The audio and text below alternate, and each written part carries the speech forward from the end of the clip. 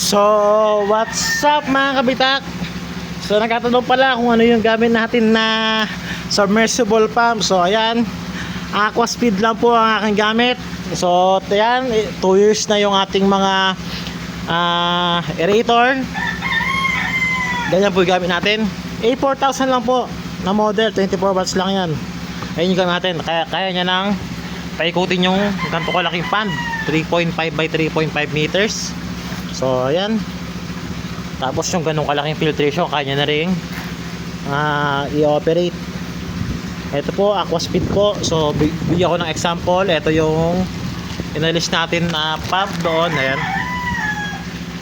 Ayan po yung inalis natin doon sa luma, doon sa kabila, dahil hindi natin ginagamitan ng filtration. Ginawa nating nursery pan. So ayan, ito po yung style nya. So yung kanyang output pwedeng 1 inch diameter na PVC or 3/4. Yan, pwede siya 3/4 or 1 inch. Meron siya mga adapter dyan.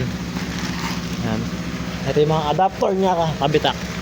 So maraming sukat yan, hindi lang pala 1 inch.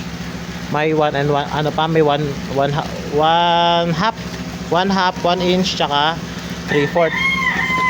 So ayan, sa mga taga-tanong sa nabibili to, click nyo lang yung yellow basket natin dyan sa ilalim, or punta kayo sa ating TikTok shop or Shopee link.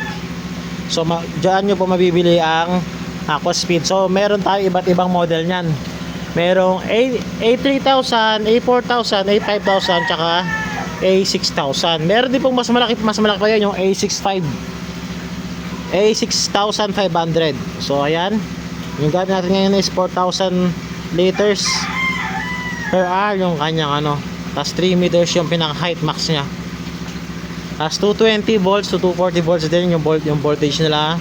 Frequency 60 Hz. So ayan, iba-iba, 16 watts, 24 watts, 34 watts, 42 watts. Kung gusto niyo mas tipid to 16 watts, pwede na kayo dito. Malakas na rin yan.